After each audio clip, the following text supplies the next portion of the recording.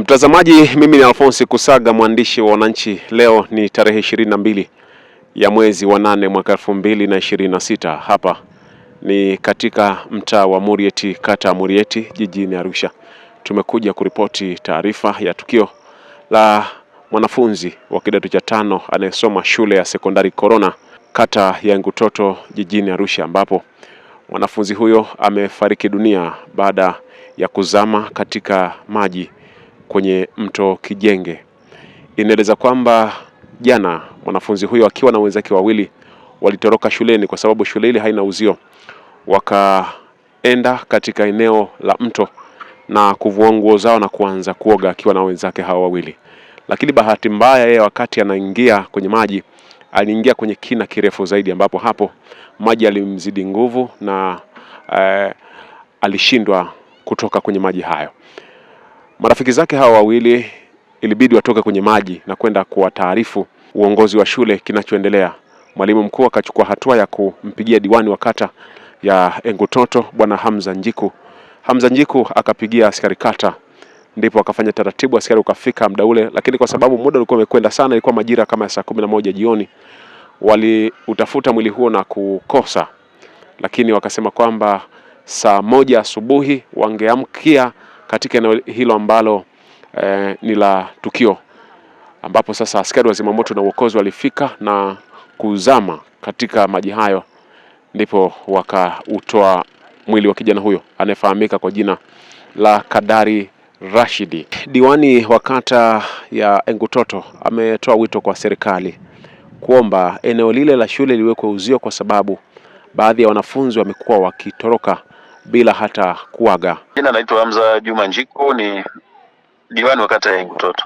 Jana majira ya saa 11 nilipata simu ya mwalimu mkuu wa Corona sekondari juu ya kwamba kuna mwanafunzi inasadikika alienda kuogelea mtoni. Sasa inaonekana kwamba ameshindwa kutoka kwenye maji, amezama. Inasadikika kuwa ananiomba ni msaada kwa majirani na vyombo vya usalama niweze kuwasiliana navyo ili viweze kufika katika eneo la tukio. Nilichukua jukumu la nikamuuliza kwamba je, una uhakika na hilo tukio? Akaniambia ndio, nimepewa uhakika na walimu walioko pale shuleni. Hivyo nami ikabidi niwasiliane na jeshi la polisi. Nimpigie mkuu wangu wa kituo cha polisi cha Engutoto. Lakini baadaye tukawasiliana na watu wa fire kuhusiana na tukio hilo. Na mimi nikaongozana na mkuu wa kituo cha polisi ya Engutoto, tukaongozana kwenda paka kwenye eneo la tukio. Tulifika eneo la tukio, tukaonyeshwa eneo kwamba mahali alipozama, tukakuta nguo zake ziko juu ya jiwe pale, alafu sehemu alipoingia ni sehemu ambayo kwa kweli ilikuwa ni hatari, ni sehemu ngumu kidogo.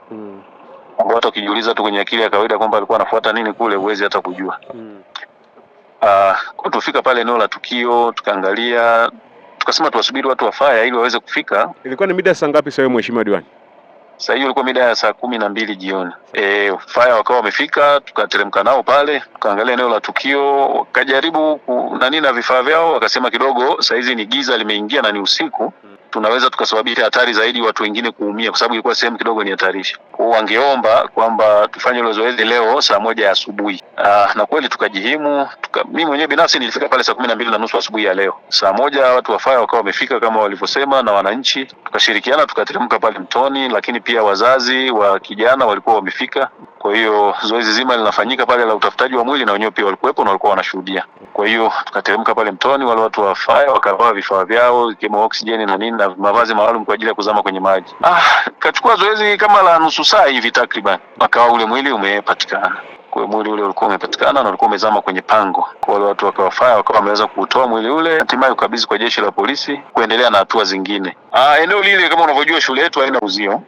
Na pale kikawaida na kisheria na taratibu za shule hawaruhusiwi kwenda kule mtoni, sababu shule ina maji na sehemu za kuoga na mabafu ya kutosha kabisa. Lakini walijiiba na baadhi ya wenzake kwenda nao kule mtoni. Kwa walijiiba, na hata sehemu ile inaonekana kwamba alienda mbali zaidi ili hata walimu kule juu wasiweze kumuona. Ndio maana alienda sehemu ambayo kidogo imejificha. Hakuwa ameruhusiwa na hawaruhusiwi kwenda kule mtoni, kwa sababu shuleni kuna maji na kuna mabafu ya kutosha kabisa. Kwa hiyo alitoroka. Alitoroka. Na alitoroka akiwa mwenyewe ama na wenzake? Alikuwa na wenzake, kama unafikiri walikuwa watatu. Mimi ndo alikuja kutoa taarifa shuleni kwamba kuna mwenzao amezama kwenye maji. Kwa hiyo walienda watatu? Walienda watatu kwenye maji kule. Ndio huyu mmoja hakurudi sasa? Akawa hakurudi. Kwa kweli mimi niwapongeze kwanza walimu kwa kazi kubwa wanaoifanya pale kwa ajili ya kuwalea wanafunzi wetu na kuweza kudhibiti. Shule ile ina udhibiti mkali sana. Kwa tu eneo la shule ni kubwa kweli. Mimi ninachoiomba serikali ni uzio. Naomba mara kadhaa tuweze kupata uzio ili angalau wanafunzi wale wawe katika sehemu ambayo ni salama zaidi. Kwa nitumia nafasi hii kuiomba serikali basi iweze kutenga budget kwa ajili ya kujenga ule uzio, kwa sababu shule ile imezungukwa na mito miwili mikubwa. Imezungukwa na mto wa Temi lakini pia mto Kijenge. Walimu kweli watajitahidi kwa nafasi yao. Wanafunzi wale ni wengi. Kwa hiyo wadhibiti 100% inaweza ikawa ni ngumu, sababu wanajitahidi kuwaambia na kuwapa taratibu za shule, lakini ndo kama hivyo wanatoka kwa kujiiba. Lakini sasa pakiwa na uzio, ina maana lazima wao wanatoka kwenye eneo la gate pekee. Anasoma kidato cha 5, mto Kijenge. Kwa majina naitwa Dominic Soingei Kivuyo, mwenyekiti mtaa wa Muriet, maeneo kwa Pateli ama kwa Shangazi. Mtaa ni mkubwa sana. Mwandishi wa habari, ni kushukuru kwa kufika kwenye ndani ya mtaa wa kwangu muda huo wa saa 11 kwa kuja kujua kwamba mtoto huyu alifariki katika mazingira gani. Mheshimiwa mwandishi, nilipata taarifa kwa wananchi ya kwamba kuna msiba maeneo ya haya Bombani kwa Ngushwai, maarufu ndio jina hilo, ya kwamba kuna mtoto alipata ajali huko shuleni, shule ya Corona maeneo ya Njiro Atomic. Huyu mtoto walikuwa bodi na wenzake, na ni mtoto wa miaka 17, yuko form 5 secondary. Walitoka na wenzake kwenda kuoga mtoni, maana ile shule iko karibu na mto huu mkubwa. Walivyoenda kuoga kule, huyu sasa akawa wa kwanza. Wenzake akawa anamwambia kwamba, je, we kaka, unaweza kuogelea? Akasema ndio naweza kuogelea. Alipokubali kwamba anaweza kuogelea, akavua nguo, wenzake akiwa anamshuhudia pale. Hapo kijana huyo akaamua sasa kudumbukia kule kuogelea. Kumbe hatimaye kuogelea kwenyewe, mtoto huyu hajui kuogelea. Baadaye alivyodumbukia kwenye yale maji huko mtoni pale, inasadikika kwamba ina kina kirefu sana, na ni mazoea wale wanafunzi kwenda kuoga pale kwenye mto. Alivyodumbukia moja kwa moja akazama. Wenzao wanavyosubiri ili apande hawakumuona. Kumbe pale naamini ya kwamba kuna watu wanasema kwamba kuna majini maeneo ya pale kwenye maji. Sasa yule mtoto alivyozama kule hakupanda juu tena. Wenzake walivyomuona kwamba haonekani,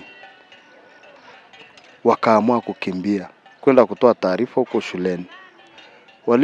Kwenda kutoa taarifa, watu wakajia pale, wakaanza kumtafuta sasa huyu kijana. Walivyomtafuta wakamkosa. Walivyomkosa, baadaye wakaondoka, wakaamua kwenda kulala. Maana hii tukio limetokea kwenye muda saa 10 jana jioni. Watu walivyoendelea kumtafuta, walivyomkosa, baadaye wakarudi. Mwalimu akarudi nao huko shuleni. Asubuhi wakatoa taarifa kwa jeshi la zimamoto. Walivyotoa hiyo taarifa, tayari imeshakuwa ni usiku. Wale wakasema asubuhi tutawahi kuja kumtafuta. Wale wa zimamoto, jeshi la zimamoto walipofika, wakajaribu kumtafuta yule mtoto sasa. Walivyomtafuta, wakazama huko ndani kabisa chini ya maji, wakaenda kumkuta mtoto yuko chini ya pango kabisa. Wakamtoa. Walivyomtoa sasa, wakampeleka huko hospitalini kwa mazingira mengine. Baadaye akapigwa pasmota. Walivyochunguza huko, Mtoto hakuwa na jeraha lolote, ni maji sasa yamemzidi. Hatimaye baadaye kijana huyu wa miaka 17 akafariki, akatolewa kuwa ameshafariki. Jeshi la zimamoto wakaamua kumzuia sasa, wakawa wanataka kumnyima wazazi wake walipofika pale shuleni na walimu. Baadaye ilivyoonekana kwamba ni mtoto amefariki kutokana na mazingira ya wenzake. Hakuna mtoto yote aliyeenda kumsukumia kwenye yale maji. Alivua nguo mwenyewe ndipo akadumbukia, akakijidai kwamba anajua kuogelea, kumbe hawezi. Baadaye wakaturuhusu sisi wananchi wa Muriet, wakatupa mtoto, ndipo hatimaye baadaye tukamfikisha hapa nyumbani. Kwa sasa ni Muislamu huyu mtoto na wazazi ni Waislamu. Anazikwa kesho maeneo ya Tanga Lushoto. Kwa hiyo anasafirishwa kwa jioni ya leo kwenye mida ya saa 2 ya usiku. Wakishamsafirisha wataenda kumzika kule. Kiujumla, mwenyekiti wa mtaa, nimesikitika kwa kweli, tumempoteza kijana mdogo, bado alikuwa ana mori ya kutamani masomo ya kwake, kuja kujiendeleza, lakini sasa kiu zaidi Mungu amempenda. Mimi ni kama ndugu wa Kiislamu, ndugu wa muumini, ndugu wa shule, board member wa hapa shule ya Corona. Nilipata mshtuko baada ya kuambiwa kwamba kuna kijana amezama jana na mwili wake umepatikana leo. Taarifa hii nimezipata muda mchache tu iliyopita. Nikaona kwamba ni muhimu sana sisi ndugu wote, Waislamu wasio Waislamu, tukipata majanga kama hayo lazima tushirikiane pamoja.